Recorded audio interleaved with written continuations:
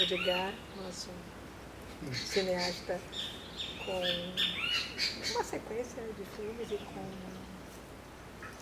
uma obra que se sustenta, onde você tem. A gente queria que você falasse para a gente a pesquisa dos estudantes, e a minha pesquisa a gente já conversou um pouco, que é outra coisa que aí você é objeto que vai ser acompanhado um pouco. Mas aqui a gente está fazendo de alguma forma um panorama da produção contemporânea do cinema baiano. Aí a gente queria que você, de alguma forma, nos colocasse o que a gente já conhece. Estudar cinema baiano passa necessariamente por você, pela sua obra, por teu percurso, mas que você colocasse para a gente, certo? Como é se colocar um pouco como esse cinema fora do eixo, como é realizar filmes aqui, nesse sistema de produção, e também um pouco na sequência, que isso são duas coisas que às vezes são bem distintas, mas assim, já a produção, mas me interessa muito e nos interessa também aqui, a estética, o que resulta, não é só, tudo bem, você tem um sistema de produção, mas que filme é esse? Que cinema é esse? Que a gente pode falar que você constrói o cinema, né? O que é isso? Que ele é bem próprio, mas tem toda uma série de questões por trás disso. Se você pudesse nos colocar um pouco, fique à vontade.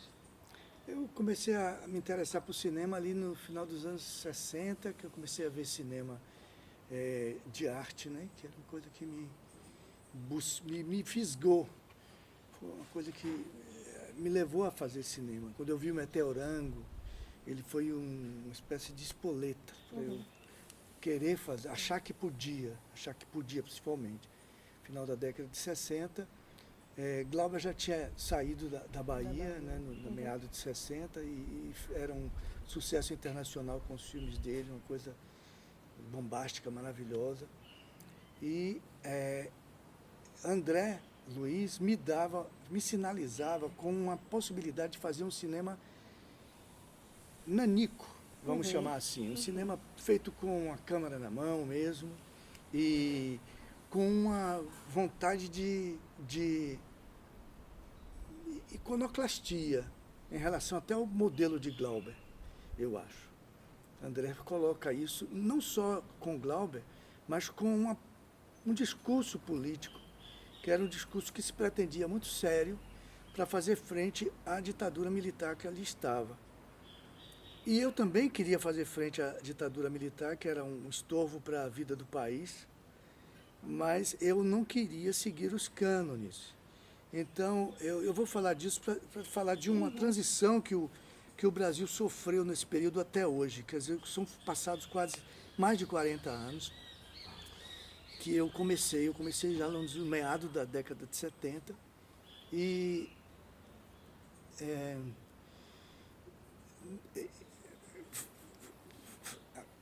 inspirado e mordido por aquela mosca azul, né, de fazer um cinema que fosse independente em todos os sentidos, daí uma câmera, que era uma coisa que a gente podia, como tem uma câmera hoje acessível, uma câmera de vídeo, de digital. Na época o Super 8 oferecia essas condições. Aí nós começamos a fazer alguns filmes. Eu digo nós começamos, eu estava sozinho. Na verdade eu fui encontrar uns amigos e daí nós formamos um grupo que trabalhou junto. Mas antes eu ficava só com as minhas ideias, conjecturas, sobre como fazer um cinema que me representasse, que falasse dos meus anseios, do meu desejo, da repressão que a gente sofria, do âmbito de repressão que a gente estava, no âmbito que a gente estava vivendo ali. Então, de que forma falar isso de uma forma original, que tivesse uma estética própria e que tivesse um discurso próprio também. E o que me inspirou, assim, de que saída, foi o filme de André, junto com o filme de Sganzella também. Então eu já venho de uma coisa que se propunha, se autodenominava, ou se falava que era um cinema marginal, que era um cinema que se punha contra o discurso já colocado antes de uma geração que tinha um discurso político mais, digamos, comprometido com o discurso ideológico também e de esquerda. E, embora eu particularmente simpatizasse muito com a esquerda, mas eu não adotava, na minha atitude de vida, eu não adotava aqueles cânones. Por exemplo, era um enfado para mim muito grande assistir às assembleias. As primeiras assembleias que eu assisti em 1968, quando estourou a greve, e que terminou culminando com aquele AI-5 lá no final do ano, eu tinha 18 anos e não conseguia entender aquele discurso muito bem. E mais do que isso, eu não tinha paciência para me dar o trabalho de entender. Era muito impaciente, muito ansioso em relação a resultados que fosse visto na vida prática da gente. Então eu me identifico muito com aquele personagem do André Luiz, no Meteorâmico, que chega numa reunião de assembleia e que o cineasta, de uma forma jocosa, coloca como o lema, ali não posto lá atrás como o lema da Assembleia, claro que não, mas um lema do cineasta fazendo essa crítica, ali com 20 anos, o André tinha 20 anos então, que Itapuã é o caminho. Quer dizer, isso é uma flechada no coração do movimento estudantil de então, que se propunha um discurso sério, comprometido e tal. Então eu já era filho do filho de uma geração perdida, que começava a se perder mais ainda, porque ali entravam as drogas, começaram a entrar, e alguns outros movimentos insurgentes em relação ao status quo, mas que abandonava a cartilha da esquerda. O discurso da esquerda não nos representava. Eu não sentia, achava que alguém tinha que fazer aquele trabalho e que a geração anterior à minha estava fazendo de alguma forma.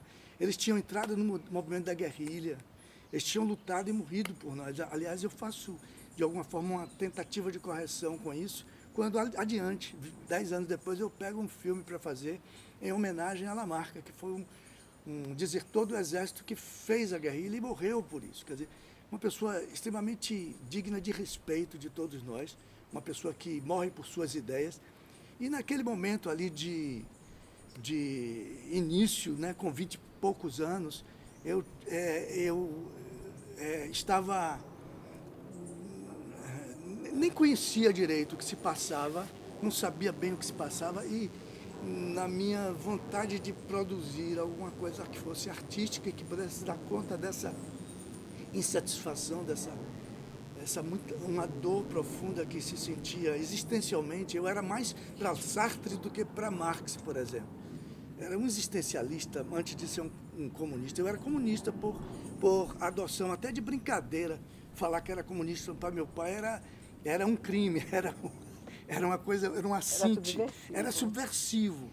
Mas eu gostava de ser subversivo, porque eu era, de alguma forma, mas não como os militares chamavam os subversivos, que representavam um risco para a ditadura, porque eles usavam arma de verdade. A minha arma era aquela que paria uma florzinha, que era flower power, quando você apertava, arma de palhaço. Eu era um palhaço. Mas é potente também, a arma do palhaço. Com certeza, né? com certeza. Potência. Foi daí que eu, acreditando nessa potência dessa arte do deboche, eu comecei a fazer umas coisas que eram iconoclastia pura, que era um discurso muito centrado no desmonte dessa construção que os militares fizeram no país a partir de 64.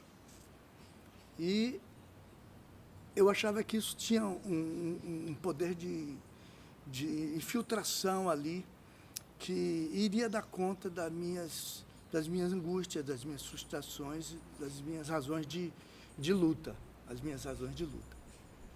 E ele tomou um caminho muito estética e ideologicamente muito sinuoso para chegar até onde eu iria chegar mais tarde, com a compreensão e a maturidade traz, né, para a gente.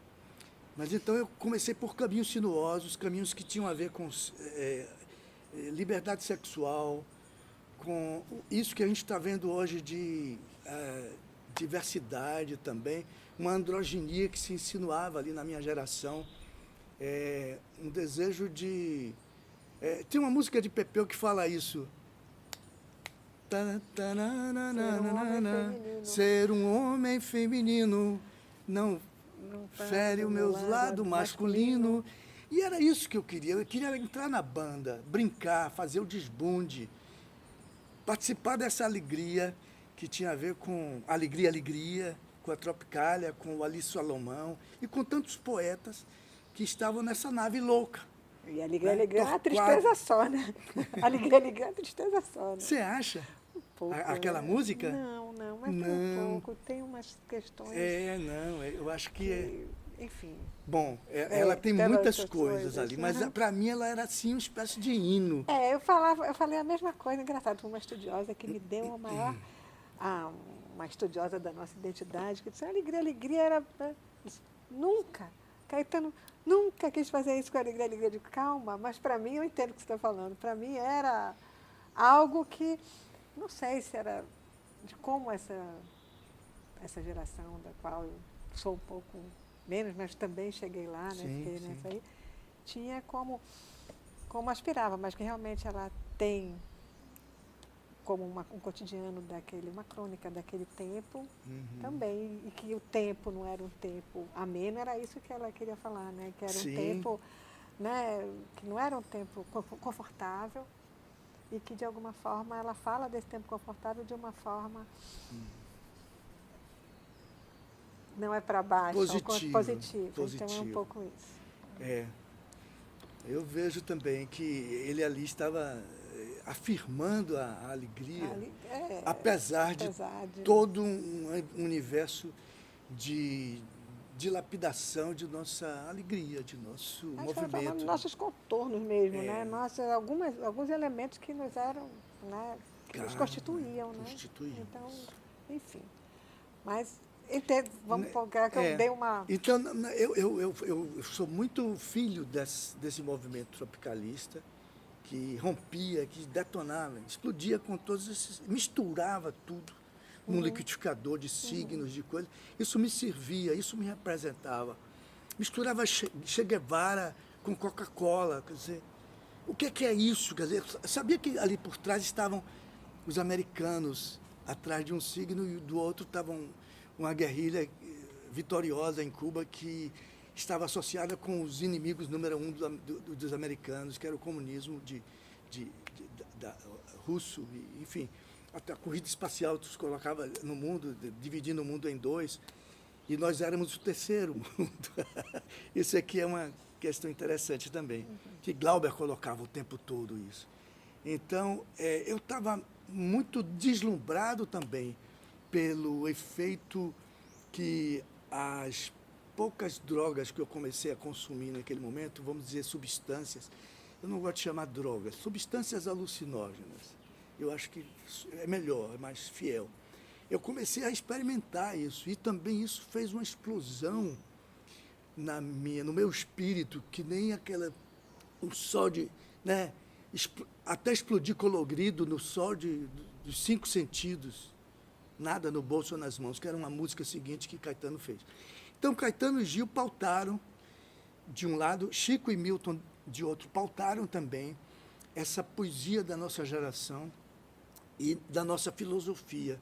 Eles traziam coisas novas de Sartre, coisas novas de Freud também, eu acho, alguma coisa assim, de Nietzsche. Eu estava bebendo essas coisas e fuçando, querendo aprender alguma coisa com esses filósofos que sabiam mais do que eu, no mínimo, né?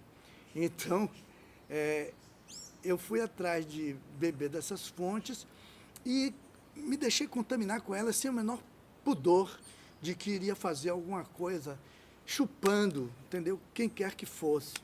A questão ali não era de autoria, aliás, a questão da autoria estava subjugada. A iconoclastia já tinha chutado Já tinha chutado o pau. Não quero saber a autoria é uma coisa nobre, é uma coisa que começa lá no final da Idade Média, um pouco mais adiante, Renascimento, um pouco por ali, que começa a endeusar o artista, o cara que vai... Hoje nós estamos no fim da Idade Média, nós estamos no fim do Renascimento, é um novo Renascimento que se coloca ali, eu estava falando desse movimento hippie, década de 60, 70, os Beatles, que para mim eram sempre essa imagem de que eles eram os Marco Polos do século XX, que eles estavam fazendo a união do Oriente com o Ocidente, trazendo-se Oriente, rapaz, e trazendo essas filosofias exóticas, religiões exóticas, para misturar com o nosso candomblé, fazendo essa coisa tropicalista de misturar shintoísmo com macumba. Quer dizer, eu achava isso de uma riqueza imensa e que o pessoal do início ali de 22, né, da semana de 22 do movimento de arte moderna brasileira já tinha tocado, Oswald e outros, o Vila Lobos, Mário de Andrade, uma geração inteira, as mulheres. Tarsila, Anitta, vamos colocar as mulheres na roda. É porque o mundo ainda era muito machista. Era muito machista, sim. Eu acho que o mundo começa a mudar,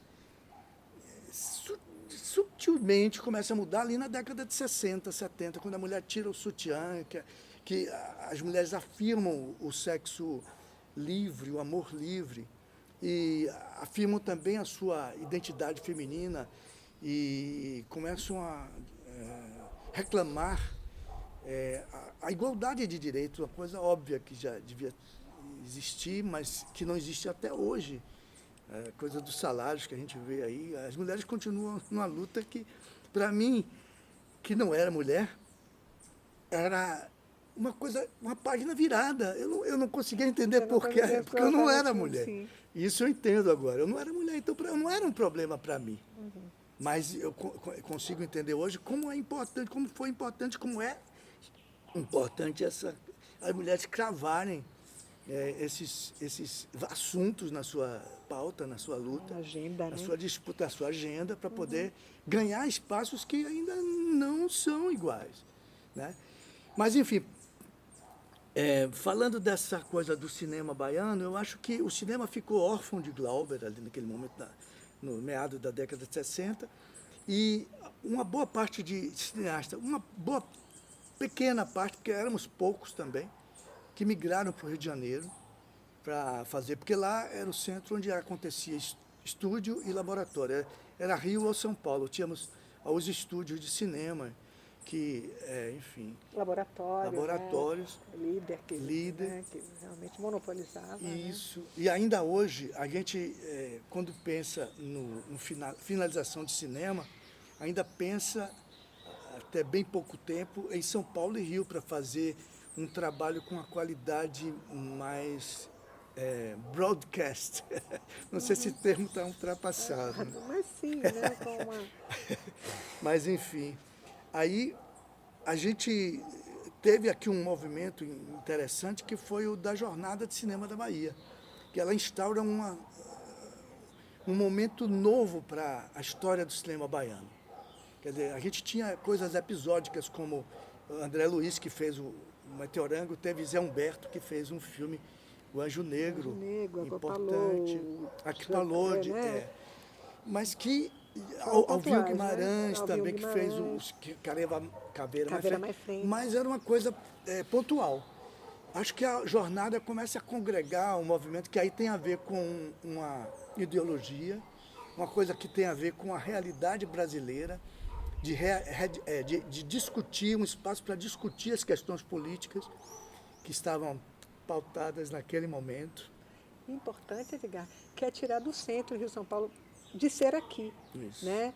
E como o Guido tinha sido alguém que já tinha Saído uma do vivência, país, né? Uma vivência no no cinema, no Rio de Janeiro, com saído Nelson. do país e por opção ter voltado à Bahia, que ele podia ter voltado ao Rio, né? Voltar à Bahia e aqui fazer o caminho de volta, Uhum. né? Foi muito importante. Muito importante. Juntar um pouco, porque a jornada, ela vem, o embrião da jornada é de uma morte exatamente do Sítio Baiano de Cinema. Aquele Sim, período anterior, sim, né, sim. antes do êxodo, né, que as pessoas saem, que o Glauber sai, e ele, a partir disso, ele vê que tem campo para discussão. Né, e logo aquela parceria que eles vão também para a universidade, para um convite, que não é a universidade também sem assumir algo oficial, mas é extensão. É uma extensão, é uma coordenação de extensão, né? Com ele volta da Silveira, logo que a Silveira morre, e ele fica só na empreitada. E aí vem a jornada Isso.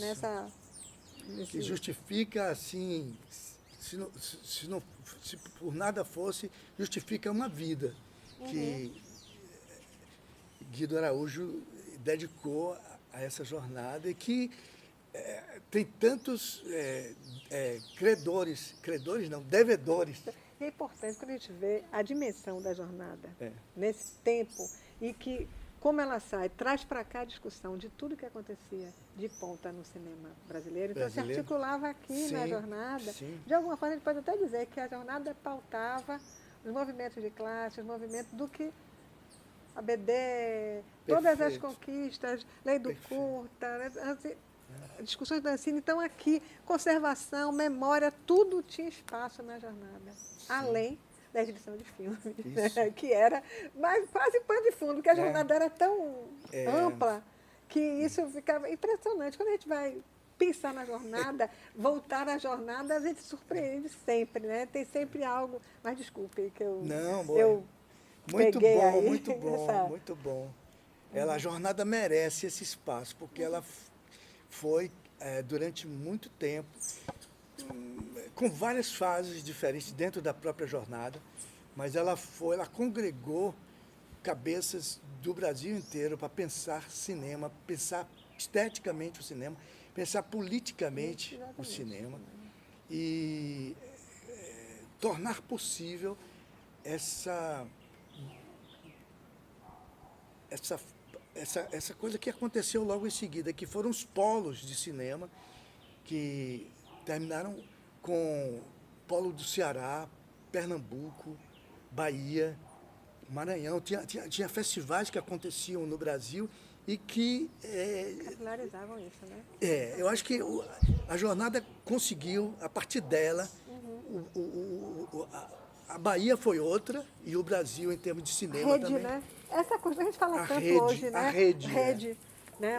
Uma rede. Tinha construía-se uma rede a partir da jornada, em que você encontrava, primeiro, ao trazer também a questão dos cineclubes, que foi a primeira, um primeiro chamado, um dos primeiros chamados da jornada, aí, essa discussão ampla também que já tinha as bases nos diversos lugares. Saravá Luiz Orlando.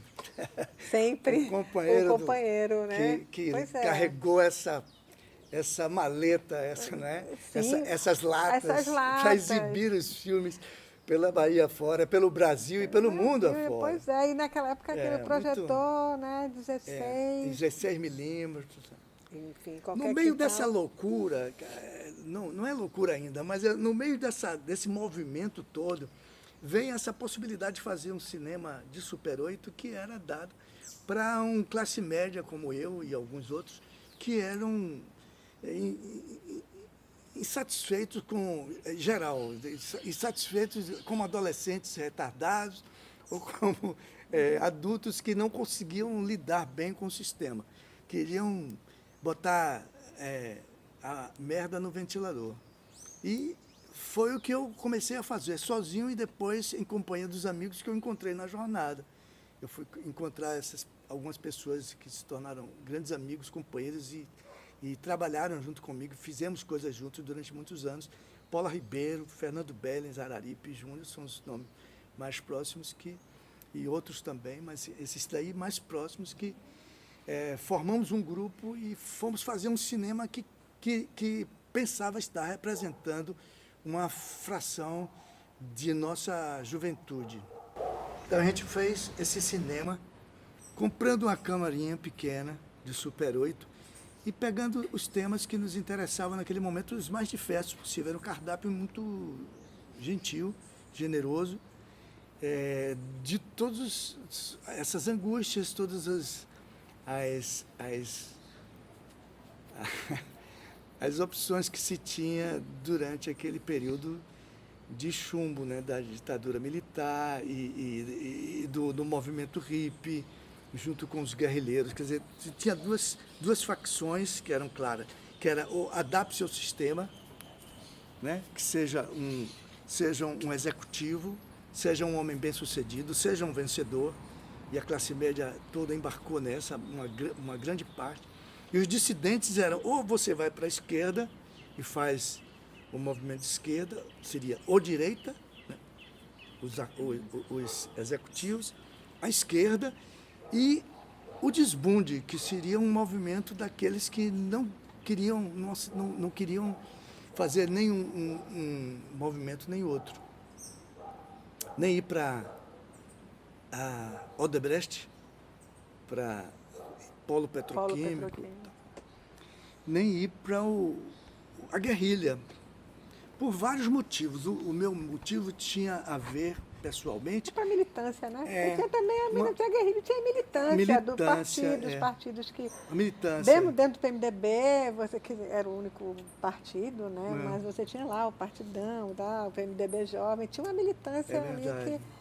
Particularmente aqui, né? Que não precisava pegar em armas para fazer. PCdoB, o PCB. Não precisava se tornar um clandestino, né? Mas tinha, né? Uma parte do setor estudantil militava, né? Os trotskistas, sim, tinha Libelu, todas as correntes, Sangue Novo. As correntes, Então, que era uma animação só, né? Então, mas então a opção pela arte era quase que a opção que me restava. De alguma forma eu tinha que sair por cima, nem pela direita nem pela esquerda, mas por cima. Era alguma coisa como o voo do espírito, alguma coisa como... uma coisa trazida também por uma viagem astral. Transcendência. De transcendência. Lobsang Rampa, que era um maluco que escrevia umas histórias de... Terceira visão. Terceira visão. Eu chamava do Fantástico Careta. Você e a eternidade. A eternidade. Eu gostava de Então, Timothy Leary, que era uma coisa mais intelectualizada, as drogas mais como experiência, as coisas do... Quem era? Timothy Leary, professor. Timothy Leary, claro. Exatamente, né? Era um guru. Um guru, né? Um guru. Só que... Mas tinha toda essa Castanheda. Né? Então, essas opções de... Um cardápio... variado, né?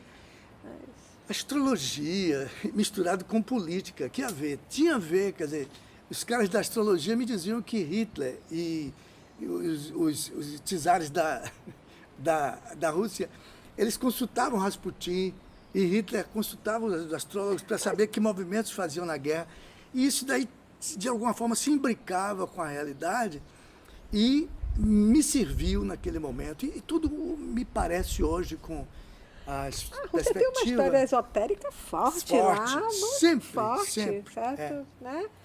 Aquele, até hoje o povo que Rasputin, né? O povo que se perpetua assim, essa longevidade misturada com certos experiências.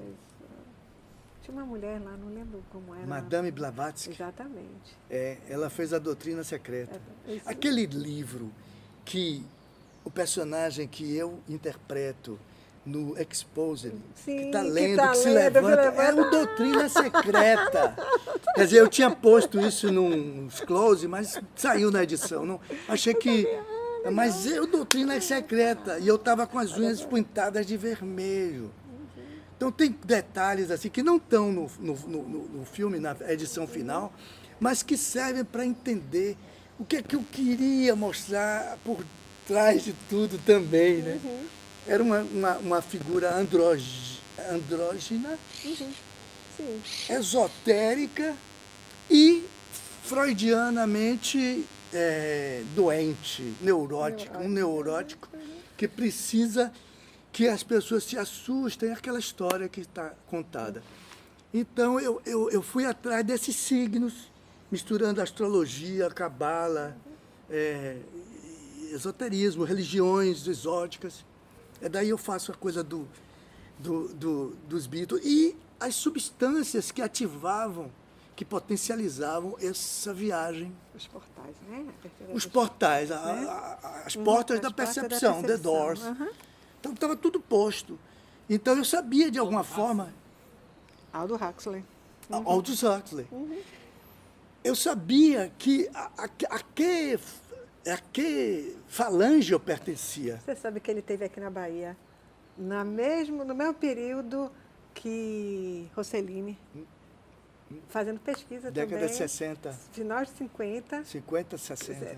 Fazendo pesquisa desse campo. Sim. Também aqui.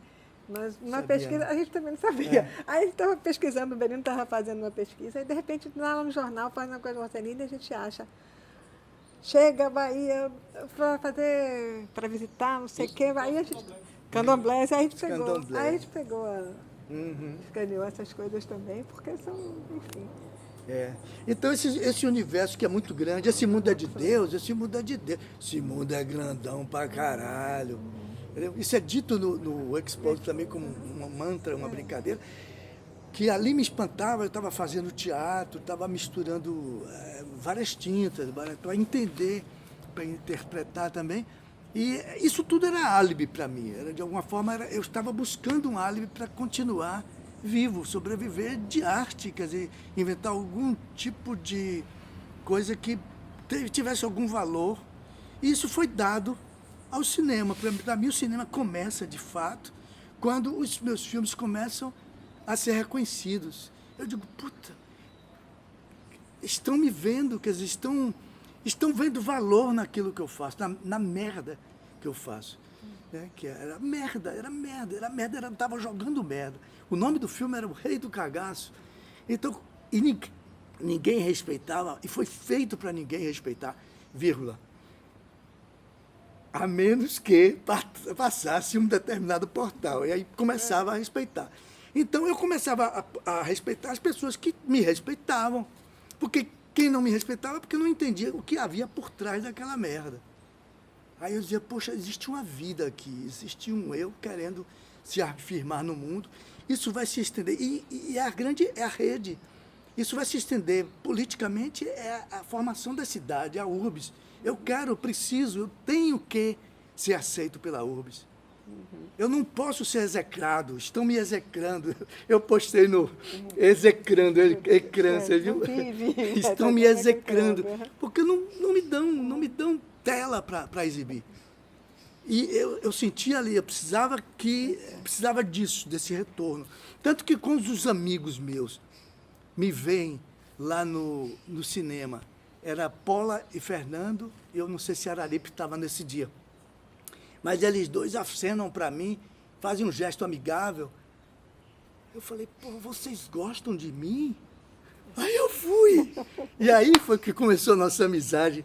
É possível que eles gostam de mim, eu achava que não, quer dizer, eu achava que ninguém podia gostar de mim. Era um pouco essa coisa adolescente. Ali, Alice, Alice, O Rei do Cagaço. Rei do Cagaço. Eu acho que o Exposed também. Você tinha já a trilogia, já tinha né? rompido essa trilogia. Tá. E eu acho que eles me descobrem quando a gente viaja junto, que vai para Recife, que é com o Linca Tazan. A gente celebra junto a nossa vitória, entendeu? No mundo do Super 8, porque a gente ganhava sempre prêmios e tal. E a gente passou a viver muito juntas muitas coisas juntos. E ali eu senti que ali tinha... O grupo reforça, né? O grupo te torna mais forte. É legal que esse encontro em Pernambuco também, vocês influenciam bastante. Eles que também tinham uma entrada em Super 8. Né? Acho que ali tem um diálogo forte, naquele momento que vocês ficam um tempo lá, que picham a cidade, né? Tem uma ação iconoclasta, mais uma das... Né? Mas ali naquele 79, a gente não se aproximou ainda de Lírio, por exemplo, que era a figura chave nesse encontro. A gente levou, depois da noite da jornada, levou para casa de Pola para fazer uma exibição de filmes, que era o cinema Peba. Tinha filme de Pernambuco e tinha filme baiano. A gente exibiu num lençol e ali Lírio disse que o Superoutro, porque eu acho que exibiu o Superoutro, não tenho certeza, mas que o Superoutro tem uma influência grande, eu não sei como é que ele fala, mas que o Super 8 inventou o cinema pernambucano, uma brincadeira que ele faz com a palavra, uma frase que ele diz assim. Mas é legal essa coisa do Super Outro, porque o Super Outro ele tem, não só aqui, mas ele tem em si a força dele, um curta que é um média, de um curta que é um média que não é um longa, mas que é um filme, tá? Na sua plenitude, ele se realiza enquanto longa. E é Super 8, porque ele é uma paródia do que foi feito do Super 8, com uma instância diferente, com grande equipe. Sim, né? Mas assim, aí... E você mas o espírito iconoclasta. Sim, tá lá. Tá.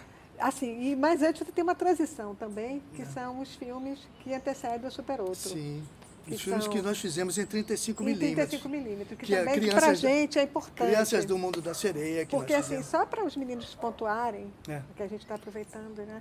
Que sai da experiência do Super 8 e passa para a experiência de 35 milímetros, com equipe, com profissionais. Com profissionais. Num universo que a gente não pegava mais na câmera. A edição escapava das nossas mãos já, porque eu me tornei... Porque o Super 8 era um pouco isso, o Super 8, você era um artesão de tudo, isso, né? Toda a concepção era sua. Era tudo caseiro, doméstico, né? Era um eletrodoméstico. A gente fazia aquilo, a gente sonorizava, inclusive, tinha um gravadorzinho no próprio projetor. E a gente montava tudo assim, fazia todas as etapas do filme.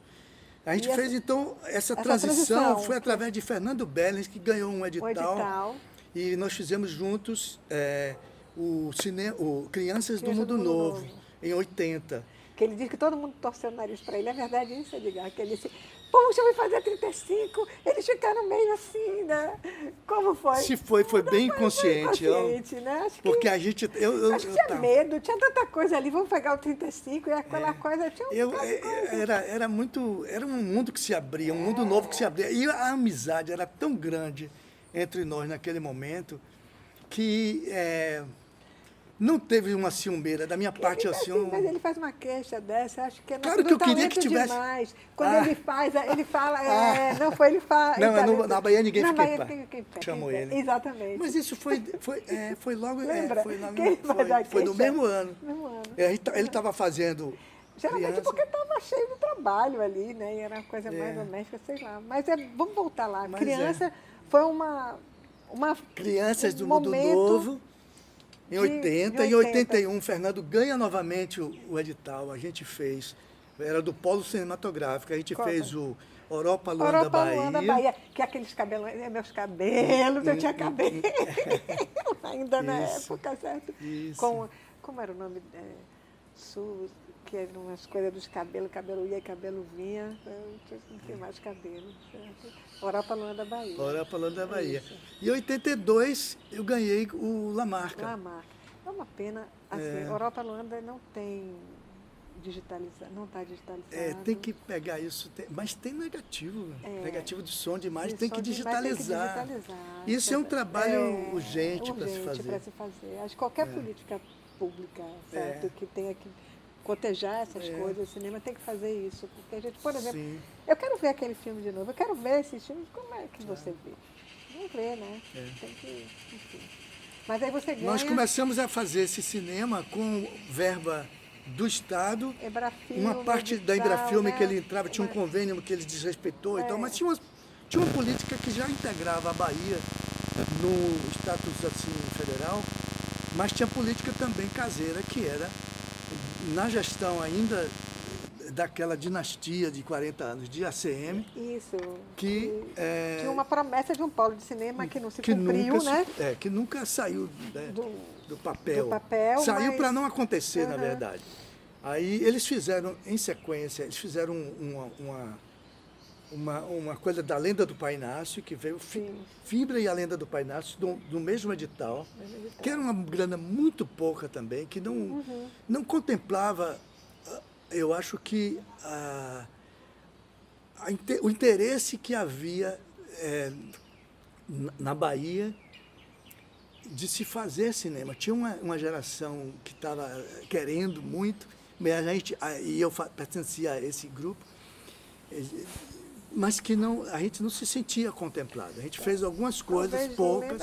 Talvez Lenda tivesse um apoio amplo, digo assim, mas uma ajuda. tem a ver com Pola, porque Pola, Pola tem uma coisa de agregar. Granjeou ali, porque os recursos eram pequenos do edital, e no caso do Fibra, também a contenção. Eu trabalhei no Fibra também com a pesquisa, com o Fernando, era aquela coisa...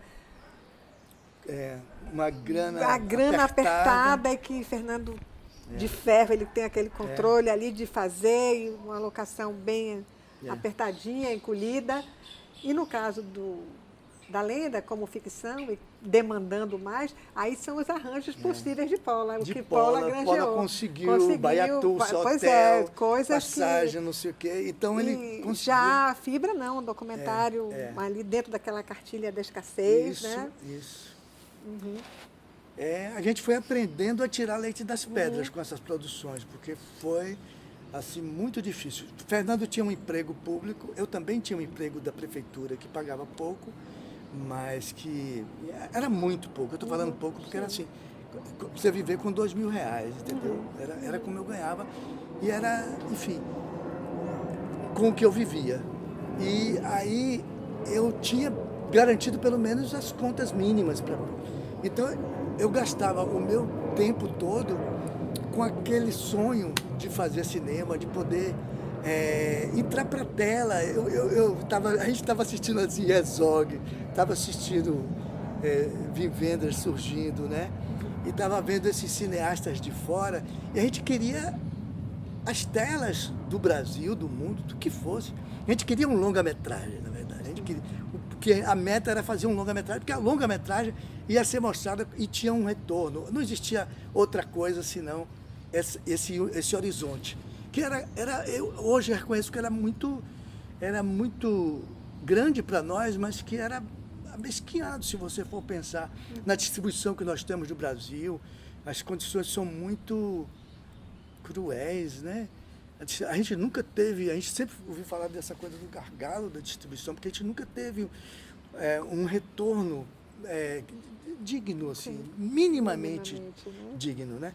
A gente fez os filmes que fez e não conseguiu. Enquanto era curta, você circulava nos festivais, você circulava, né?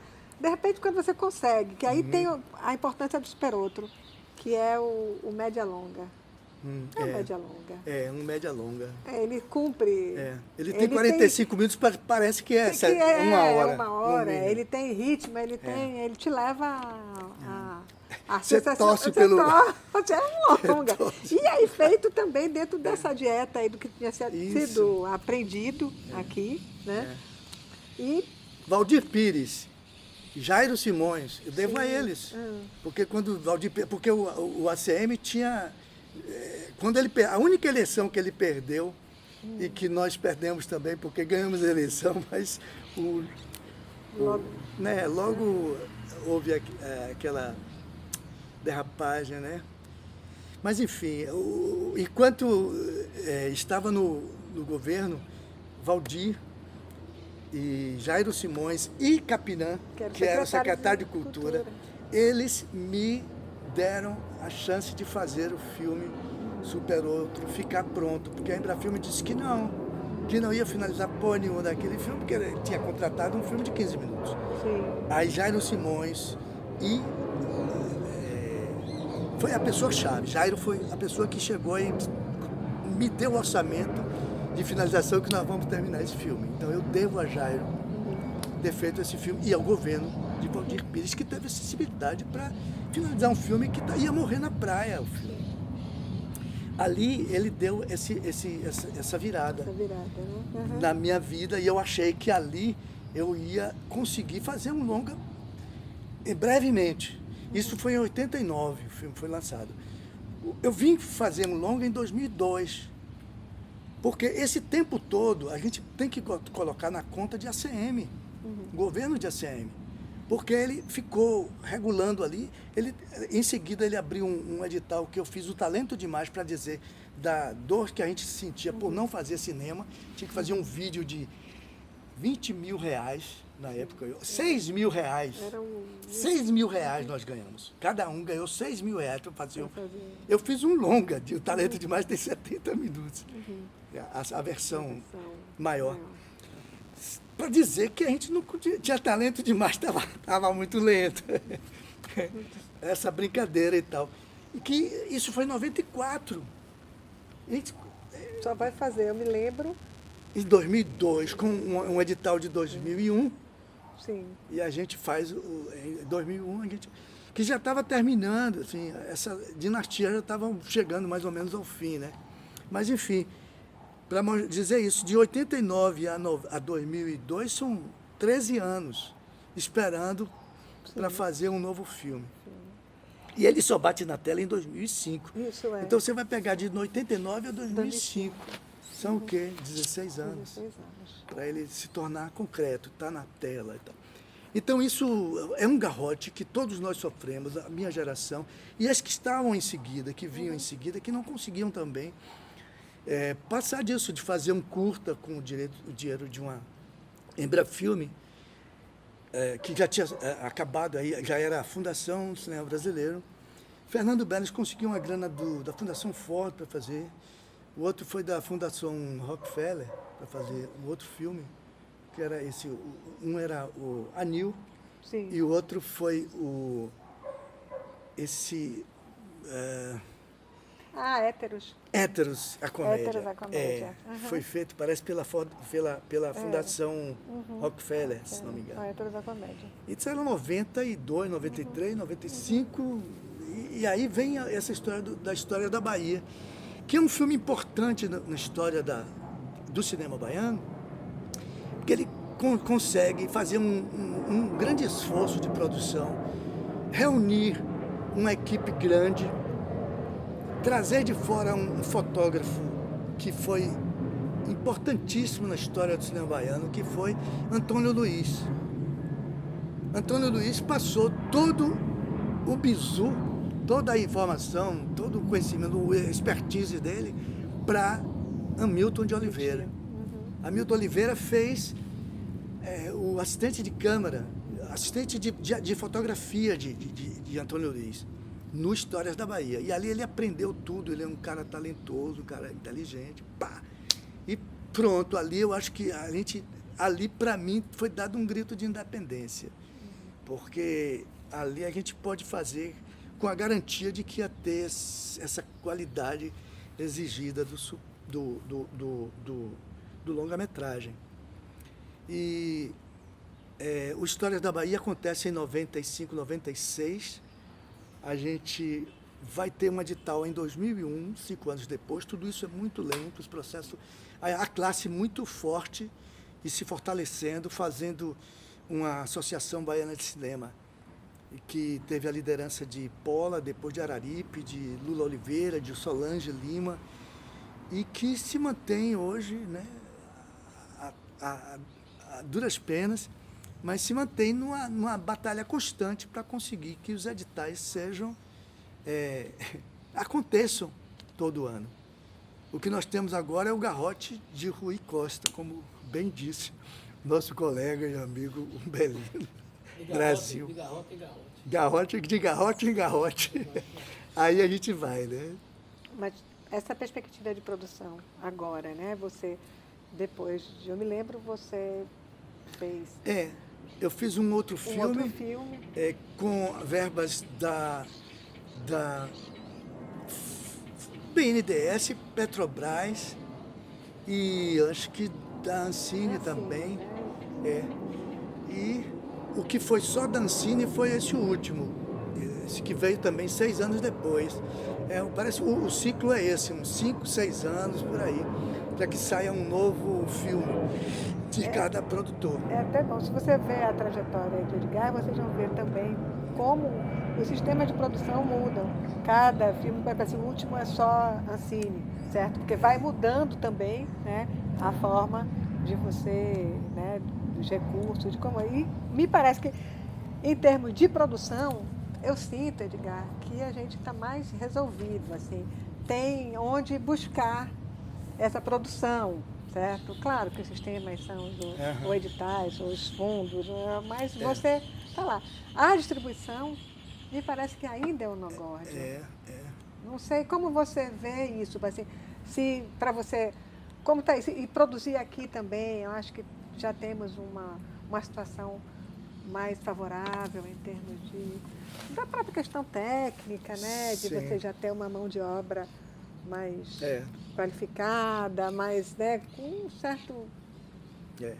Mas como é que está isso? Como é que você, passando por esses 3 filmes mais recentes, que são só temporalmente, me ajude aí, que eu sou... Eu 2005, me lembro, 2005, depois 2011, depois 2011 e depois 2017. A Baixa Gravidade, 2017. São 6 e 6 anos. 6 e 6 anos. Como é que você... A gente continua nesse gesto de marchar no mesmo lugar, a sensação é de que não sai do lugar.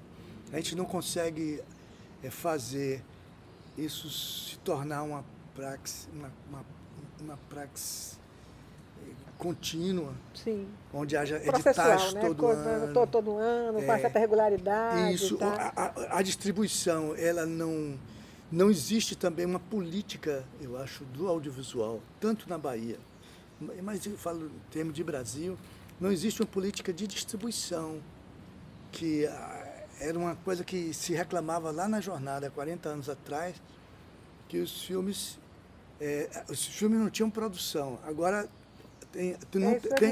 pouca produção que tem, não consegue distribuir bem. A gente faz... Os filmes, eles ficam eu diria que a gente andou um pouco mais na distribuição, na produção. Na produção andou um pouco mais. Um pouco mais, né? Você já tem, que já garante pelo menos uma certa regularidade, que você tem, que você falou. Eu me lembro, para o Homem que Não Dormia e para Baixa Gravidade, foram 6 e 6 anos. 6 e 6 anos. O que não é... Não é pouco, né? Né? Assim, mas, por conta... Não, mas distribuir esses... Distribuir você não consegue. É uma das razões também porque você se desanima em relação a produzir. Por que correr tanto? Por que fazer tanto esforço se você quase não sai do lugar? Né? Você pode ter, pontualmente, aqui um reconhecimento do trabalho, isso é bom, mas isso não garante uma atividade econômica de uma classe.